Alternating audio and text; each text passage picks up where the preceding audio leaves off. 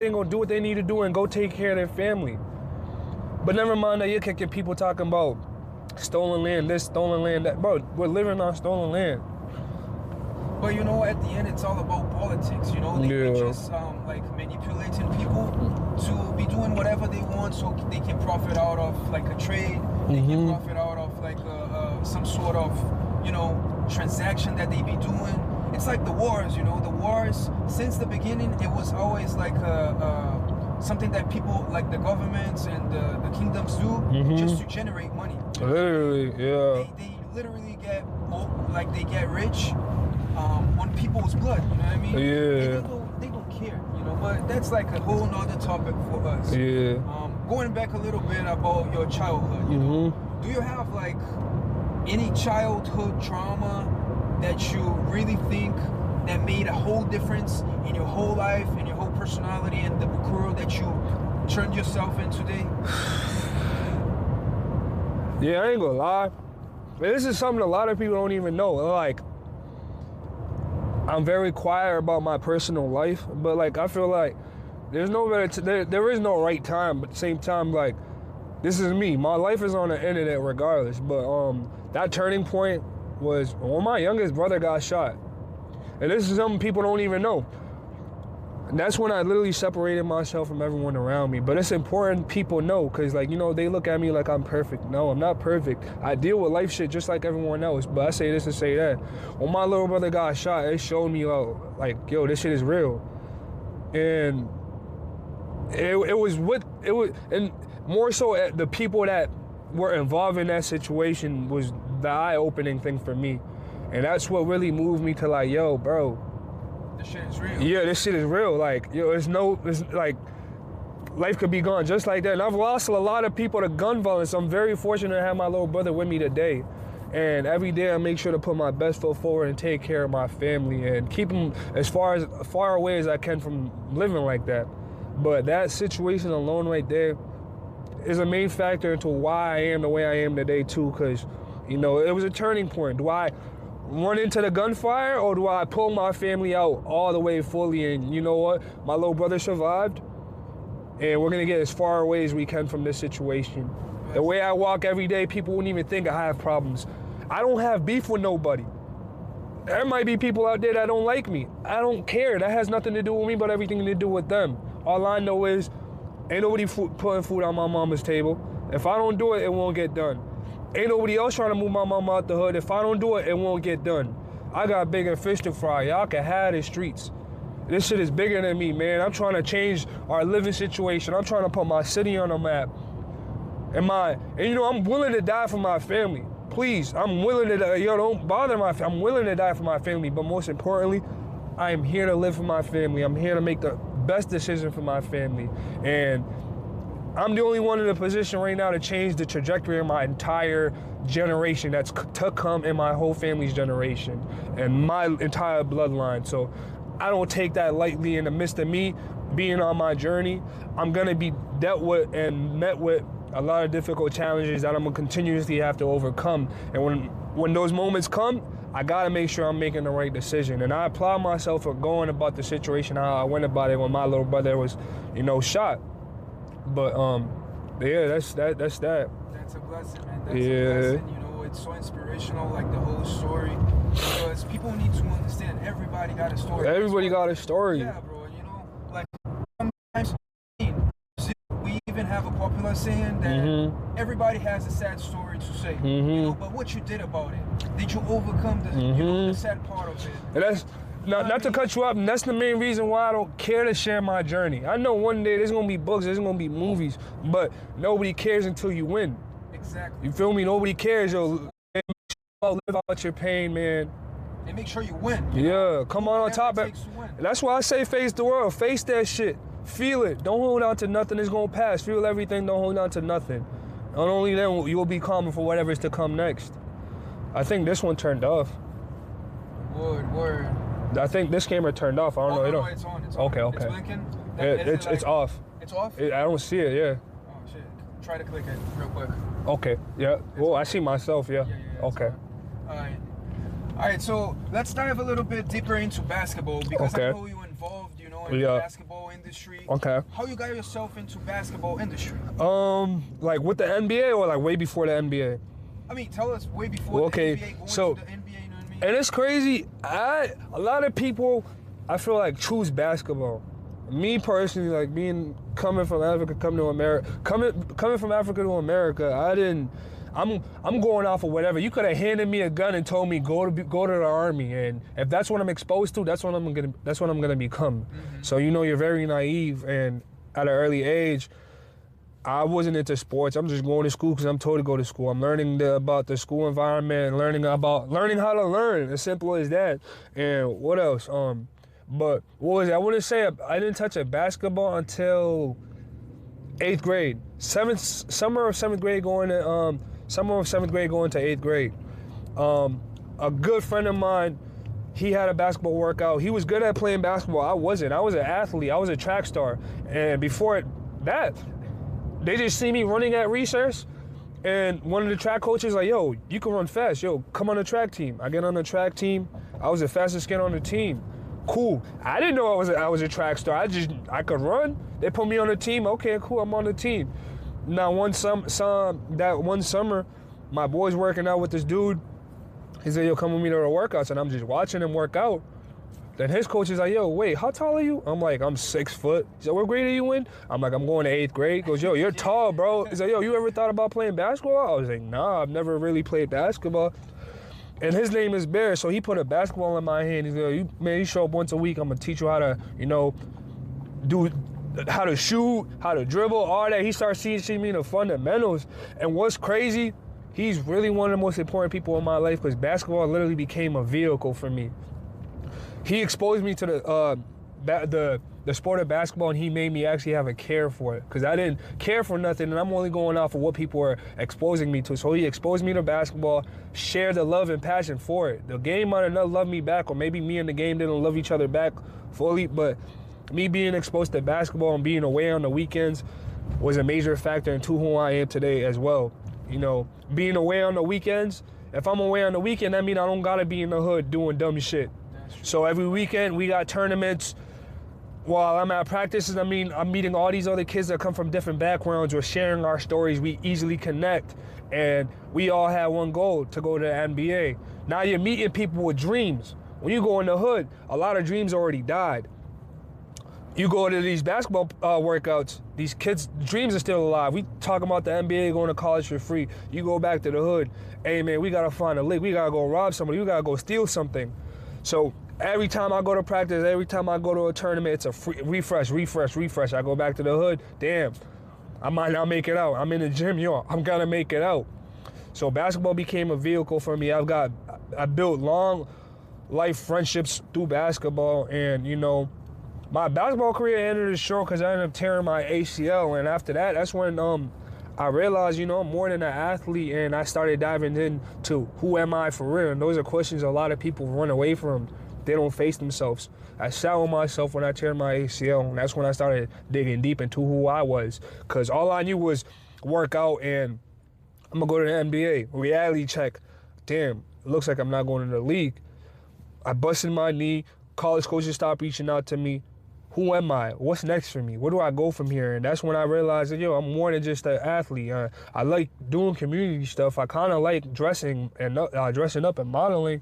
I start diving into all these other stuff, and that's something a lot of athletes don't even get to experience because all they know is basketball. They go to college, graduate, have identity crisis. Who am I? What am I doing? And I'm glad I faced that shit early because, a lot of people are lost my age right now getting out of college. But So would you say like basketball gave you hope and purpose in life? Yes.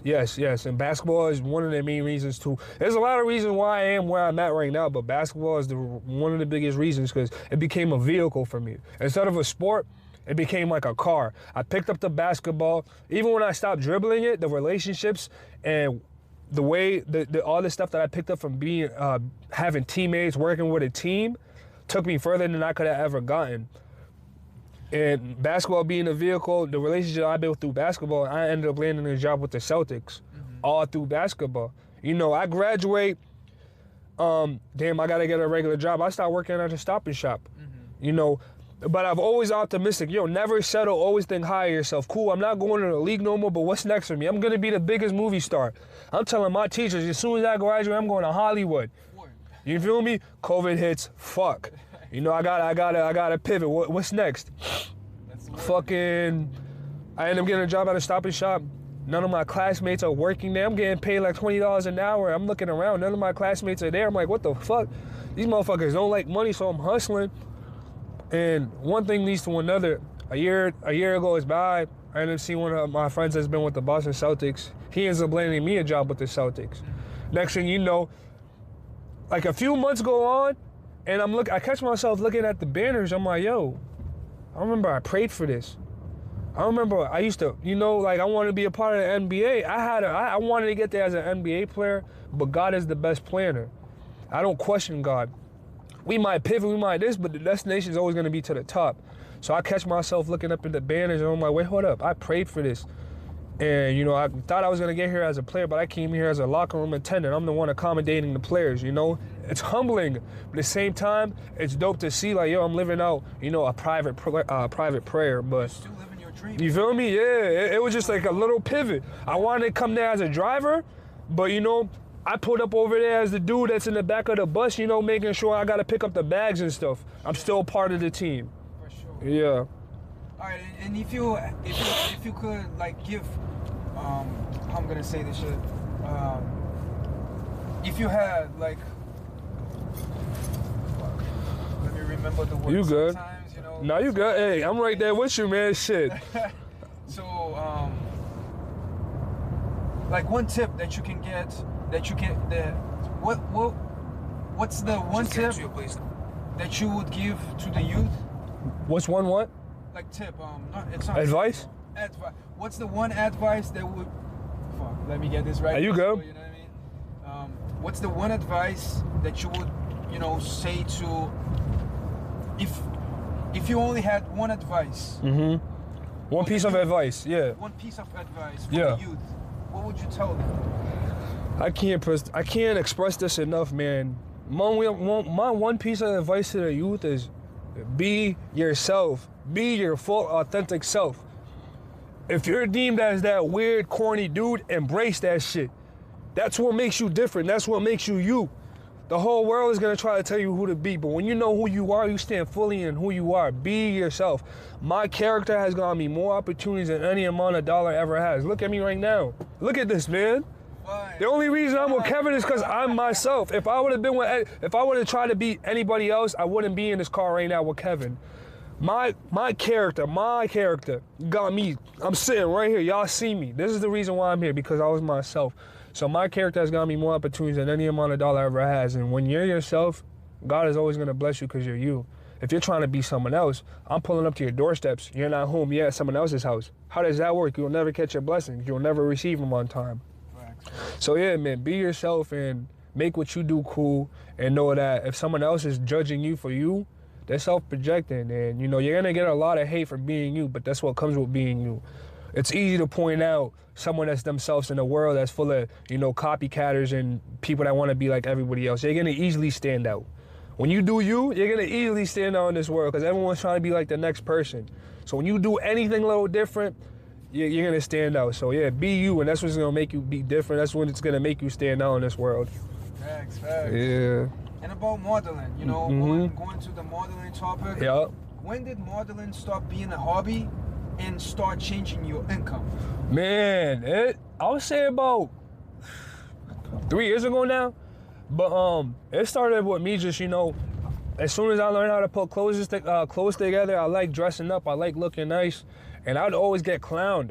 And I didn't want to embrace it too, because, you know, with being fresh, with being clean, with just being confident, and people see potential. When they see potential, that's when they try to kill it and make it like so you don't flourish. But I'll dress and people, oh, look at him, he's trying to be a model. He thinks he's a model. You know, they're degrading me. They're trying to, you know, kill my confidence or whatever. But, you know, I always embraced who I was from the very beginning. But it wasn't until one of my best friend, her name's Aaliyah, she started modeling. And she's like, yo, you got to get into modeling too. I'm like, I always wanted to. But, you know, they started talking about contracts, splits, this and that. I can't post certain pictures. It scared me. I was like, whoa, nah. I like posting when I can post. I like doing this or whatever. And to begin with, you know, they talking about you have to pay them to model. Like, why do I gotta pay you? I'm the one getting dressed. I'm the one looking good. But you know, for them to represent you, you do gotta give it a certain amount of money, depending on what level you're at in your modeling career. But my best friend, she was able to navigate and help me. She was able to help me navigate throughout, you know, my contracts and what I wanted to do. You know, I'm back to freelancing. I did sign a contract with a modeling agency. Didn't go the way I thought it would. They ain't really do no pushing for me. I do more on my own. All the majority of the modeling that you guys see me doing out there is because I'm putting myself out there. I'm putting my work out there. It's very important, you know, you present yourself like who you want to be or who you say you are. The whole world moves off of that. So if I post modeling pictures, what is the world gonna perceive me as? Oh, he's a model. So you want to start modeling, put out some modeling pictures. Put out your best pictures. Make sure you got good quality. But and that's the biggest that's like the biggest mistake for anyone that is starting. That they think they actually need somebody. They actually need an agency. You just need you. They will not do shit for you. If you're popping, you know, if you're getting hyped and all that, they will just push you. But if you're not doing nothing, they will do nothing about you. Yeah. You know what I mean? And sometimes most people, they will think, oh, it's their fault, you know, they screwing up with me, they make me sign the contract, but no, it's your fault though. Literally. It's like your duty to like do your shit and making sure that you're having progress, that you're doing some sort of progress towards the goal, you know what I mean? Which is like getting famous, you know, getting followers, getting contracts, or, you know, getting brand deals and stuff like that. Not facts, but yeah, just being confident who I was or whatever, and just putting out the pictures I wanted to put out, and you know, along the line, reaching out to brands like, y'all, I'd love to model for y'all. And it was as simple as realizing, like, wait, hold up, I'm an actual brand. When they get me that close to where I look good and I know how to pose and stuff, I gotta put a price tag to this. Now I have to build rates for myself. Like, yo, this is how much I charge for a photo shoot. And this is how much I charge if you want the rights to use the pictures you take of me. Yeah, and what's the goal, like the main goal that you have for your future? How do you see your future in 5 years from now? 5 years from now, man, I envision myself being one of the biggest models in the world, one of the biggest models, one of the biggest streamers. This is going off of what I'm doing right now. 5 years from now, one of the biggest models, one of the biggest streamers, and one of the biggest humanitarian advocates, you know, just advocating for human rights, and financially stable. You know, I won't say I'm still gonna be living in Lowell 5 years from now, but I got a good property in Lowell. My family's well taken care of. My people are well taken care of. My team is well taken care of. I'm over the hump of just barely getting by, and I'm able to take care of everyone that loves me. And I'm just traveling the world and impacting the world from city to city, community to community. That's why I see myself 5 years from now, just traveling on a global scale, whether it's in the States and out the country. I'm doing both, and I'm impacting youths and families all in one, and just giving back. Because the reason I want more is so I can give more. So 5 years from now, I'll be able to give more than I can, you know. And what's the legacy that you want to leave behind? How do you want people to see you in the future, to remember you? How do I want to be remembered? Yeah, how do you want to be remembered by people? You know, I don't care. A lot of people do things to be remembered. I could say I'm doing all this to be remembered. No, if I'm doing all this, I'm doing this to make sure my family's overly taken care of and it's overly good. My family's overly taken care of and overly good. But besides that, as far as being remembered, I don't care. I don't care to be remembered. I'm doing this. If you see me move and you see the way I treat people and take care of others, I want to be remembered as a human being. Bukuru tried to be the best human being, not even tried. Bukuru is one of the best human beings he could possibly be. I'm not perfect. I'm here to lead by example. I'm not leading nobody into a burning fire. I'm just gonna lead you. I'm gonna lead by example. When you see me, you see a human being doing his best. I'm leading by example, and I'm just trying to be the best human being I could possibly be. So if you remember me with humility. Yo, he had humility, and live with that and just pass it on. That's it. Just remember me for my humility. That's all I want to be remembered by. That's what's up. That's yes, what's sir. up. That's the word. Hold up a second. Do you have your friend Julian? Let me call him. Yeah. Just ask him like. If you want to hop in. Until we get there. Yeah. For him to pay attention where he can find parking. But yo, just park here. He can park here. Yo, Julian. Yo, my still be pilot here, right?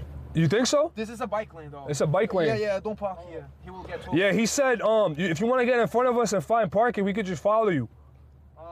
I was about to say, you think like at Han, like there's like a little side street, they got parking there. Should we just go there and then just pull up to the club right there? Say no more. Yeah. Get in front of us and find parking. I bet. I love. But yeah. Hey chat, I fuck with y'all, but I gotta end the stream. So yeah. Hold up, Okay. Leave my chat? Yeah. Okay, I believe my chat on. We still got like two questions. Okay. So you guys just finished? Man, hit me with questions. I was just gonna end it just to end it, but nah, you good. Alright. What would you tell your kid version of yourself crying at night? Man. Listen. I'm speaking to myself, I'm speaking to the little kid, but I'm also speaking to whoever is watching. Feel everything. Those emotions that you're feeling, feel them, understand them. It's all an opportunity to grow. Pressure is a privilege. So allow yourself to feel it. Don't rob yourself of that feeling, man. And it's not gonna last forever. Everything is past, and feel everything. Hold on to nothing, and understand that you grow through what you go through. It's gonna pass. I hope you can continue facing the world. And take care of yourself. Do a lot of sitting with yourself and just dissecting what you're feeling instead of keeping everything bottled in, because it's not normal. It's not normal to hold everything in. That's not the right way to go about it. Don't just thug it out. No, if you gotta cry, cry. Don't just store all that pain and anger inside you. You're gonna fuck around and explode and lose yourself. So it's important you feel and release. Don't hold on to nothing, man.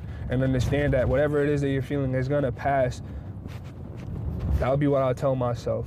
That's what's up, my bro. That's what's up. Yeah. I appreciate you a lot coming here today. This is not our first time. It will not be my last. I hope to see you for years. You know what I mean? Even if it's not me driving, if it's one of my good drivers, we have more than 1,000 drivers at this exact moment around the country, across the country, nationwide. Limo app is growing a lot. That's the preferred. That's like what athletes choose. That's what artists choose. Like influencers, streamers, we're all over the place. And I'm very proud of that, and I'm very thankful for people like you that it's been always, supporting since day one and shout outing. Like your story is crazy, man. I love your story. I'm pretty sure this will go viral, I hope it goes viral. I hope some people get to know a little bit more of the real Bukuro. Yeah. You know what I mean? Like your inner Bukuro, straight out from Africa to USA. Shout out to all the kids and the families that comes from Africa, that comes from all over the place to this country to work, and just trying to succeed. And yeah, that's the word, man. I appreciate you a lot. Appreciate you, brother, man. Shout out Kevin. Say what's up to the people on stream. That's what's up, guys. Yo, man, best driver in the city of Boston, man. He got about 150 drivers in Boston, Mass, all over the world. He going global, man. Yes, sir. Limo, what is it? Limo booking, right? Yes, sir. Limo booking, man. Tap in at Limo Booking. Best limo drivers in the place. We have Escalades, Maybachs. We have everything. Bulletproof car security. And that's what's up. Shout out my guy Kevin, man. Yes, sir.